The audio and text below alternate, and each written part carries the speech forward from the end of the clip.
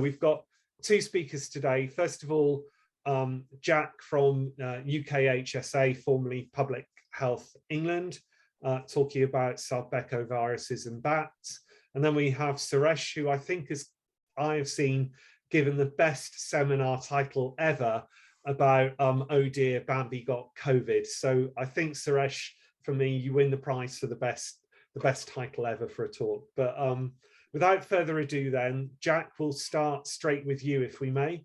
Yep. And Jack's going to tell us about the identification of a novel coronavirus in bats. So over to you, Jack. Cool. Just let me know when you can see it.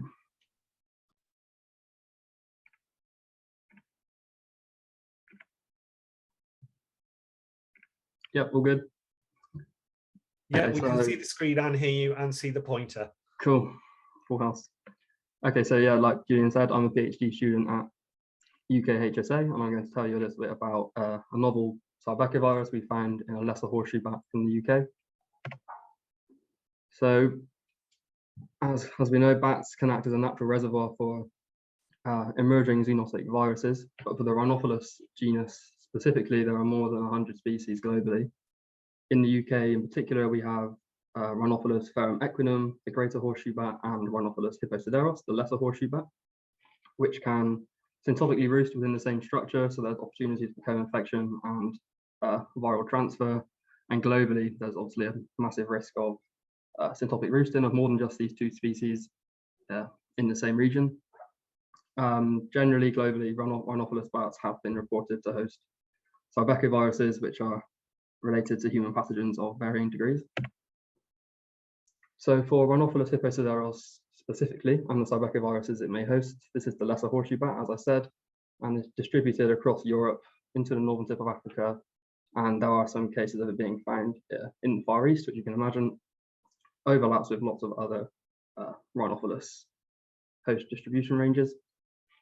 So in 2008, there were some PCR positive samples found in Rhinophilus hipposideros bats in Slovenia, where almost half of their samples were positive for a chunk of the RNA-dependent RNA polymerase.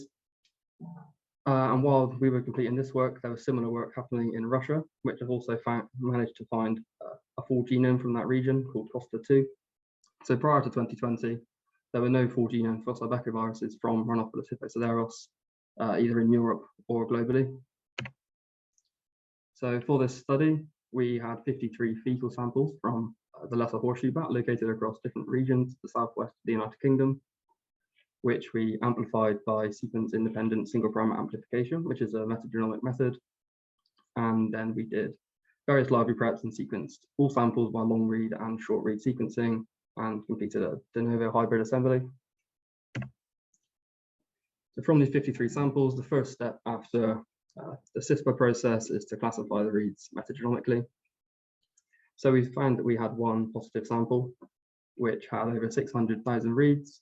0.27 of these were classified to species level to BM4831, which is the only other fully sequenced Sarbecovirus from Europe, but this was from Rhinophilus blasi. But the fact that we had almost over 1,600 reads to this one at species level was our first indication that there was a novel Sarbecovirus in Rhinophilus hipposideros. So to generate the genome, we did a de novo hybrid assembly, which is where the longer nanopore reads act as a scaffold for the shorter Illumina reads and kind of fill in the gaps where you might be missing some Illumina data.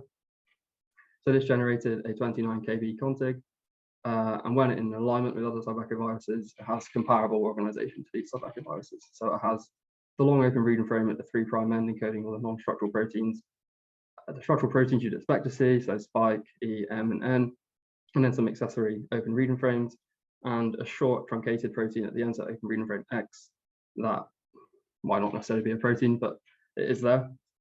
Mapping the raw reads back to the genome assembly, we saw we had 50 time depth across the entire genome when using the combined depth from the Illumina and nanopore data. And it also had no cleavage site, which has been characteristic of SARS-CoV-2 viruses. Phylogenetically, we see that RHGB01 clusters with COSTA2, which is nice because it was discovered at the same time from the same bat species in Europe, So they're highlighted in green. So on the left, we have the spike nucleotide maximum likelihood phylogeny. On the right, the RNA-dependent RNA polymerase. So both clusterings are part of a larger clade of viruses from Rhinophilus bats discovered globally. So we have the two highlighted. So this is obviously viruses from Rhinophilus ipicideros in Europe. And then we have another clustering at the top, which has the M4831, what the reads were classified as, and Costa1, which was discovered at the same time as Costa2, but in the greater horseshoe bat. And then we have this third grouping of the viruses from Rhinophilus in African countries. And the structure of the phylogeny is fairly consistent between the two trees, apart from we get these two Chinese viruses joining this Rhinophilus viral clade. So at this point, we were interested in whether RHGV01 uses any ACE2 for binding, and this was mid-pandemic, so at this point it was, does it bind human ACE2? So I haven't done this work, this is taken from Rowe et al, but they generated chimeric constructs of SARS-CoV backbone and then the RBD of the various viruses isolated from Rhinophilus, and they measured binding as an increase in fluorescence during flow cytometry. So the more red the square is, the more ACE2 binding we're seeing. So in clade 1 viruses, which is the classic SARS-1, SARS-2, and Wuhan Institute of Virology virus, we see the viruses can use a large proportion of the ACE2s being in the assay. And in clade 2 and 3, which have a more uncharacterized receptor usage as they're not massive human pathogens. In particular, we see in clade 2, we have a lack of ACE2 binding. And in clade 3, we have this mixed ACE2 usage. So for example, Costa1, virus from the greater horseshoe bat in Russia, it can bind to quite a few of the ACE2s of the species in the assay, whereas Costa2, found in the same region, in Rhinophilus ipicideros, has binding to RS-ion and then human ACE2, or potentially it's a chimeric backbone, so take it with a pinch of salt. And we also see in RHGV01, it can only bind RS-ion and not human ACE2, which is interesting because RHGV01 and Costa2 clustered together in the spike phylogeny. Further evidence was presented by Starr et al. 2022, where they exposed wild-type RBD in yeast display systems and measured binding through fluorescently labeled ACE2s in flow cytometry again. We can see that these clade 3 viruses, so these are all just clade 3 viruses, there's a massive spread of which ACE2 receptors these viruses can bind to. So again, we see in Costa2, the human ACE2 binding and then binding to our affinis. Same for Costa1, but without the human ACE2, which is what we saw in the last slide. And then again, for RHGV01, we don't see much binding at all, apart from a small, non-significant increase in human ACE2. But the RS-ion, so in the previous slide, this was the one ACE2 that was suggested to have binding with RHGV01's RBD. This wasn't included in the assay, so still, we're not sure about RHGV01 definitively. So as RHGV01 and Costa2 clustered together in the spike phylogeny, and they appear to have different receptor ACE2 binding profiles. I went on to compare the different contact residues for human ACE2 using the positions in Lanacell 2020. So in the first column, we have the residues in SARS-CoV-2, which can obviously bind ACE2 in humans, and then the respective amino acid residues in RHGV01 and Costa2 when they're structurally aligned. So you see the Costa2 has 12 out of 18 contact residues, compared to 7 of RHGV01.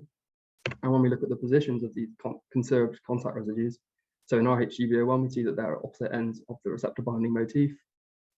And especially, for example, this F486, we see that it's the same residue, but because it's in a structurally different region, the angle of the amino acid is totally changed, which could have binding consequences. And if we do the same with Costa2 and visualize the conserved residues, we see that they're much more spread out across the receptor binding motif. And the angle of the amino acid largely are similar. So to experimentally validate this, we conducted an ACE2 receptor screen in a lentiviral-based pseudoparticle assay. So we generated pseudoparticles which express either the wild-type RHGBO1 spike or a SARS-CoV-2 chimera with the RHGBO1 RBD placed inside the SARS-CoV-2 spike backbone, and then screened a load of ACE2 receptors from selected mammalian species. Fortunately, the horseshoe bat in the assay is Rhinophilus pusillus, and then we had little brown bat and fruit bat as well. So the binding profile from this assay for RHGBO1 wasn't promising for binding any ACE2s, any ACE2 receptors compared to D614G and Omicron controls.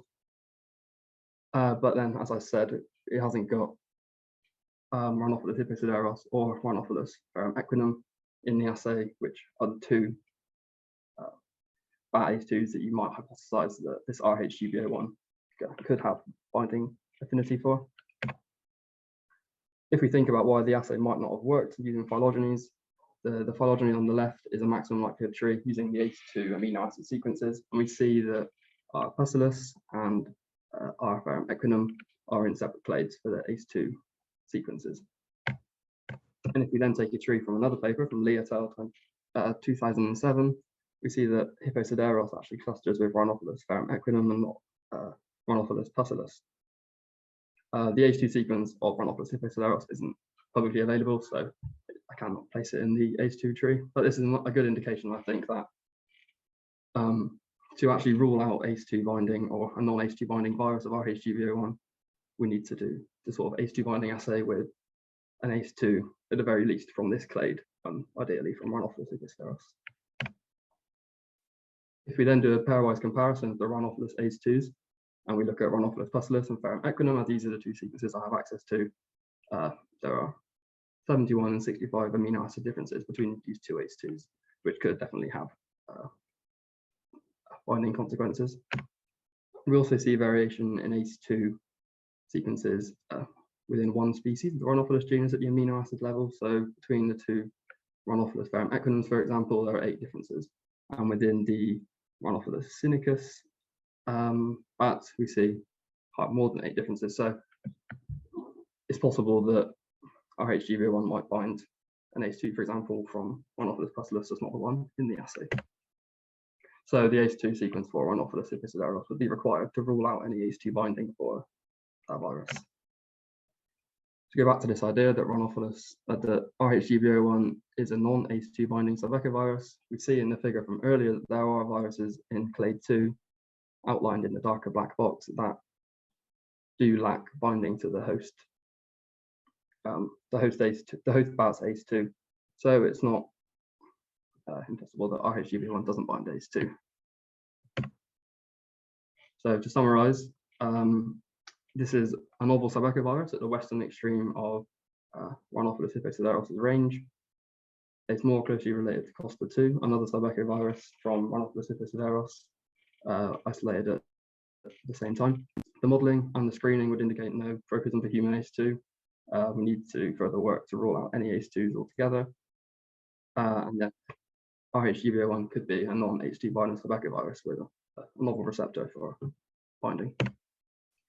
So thanks to Steve, Miles, Dan, and Richard at UK-ICN, Miles is at Oxford now, Andrew Cunningham, Diana Bell, and Ivana from UEA and Zoological Society of London, Daniel Whitby from AEWC, who helps us get all the samples, and Dallin, Mazia, and Joe from ProRite for all their help with the ACE2 screening.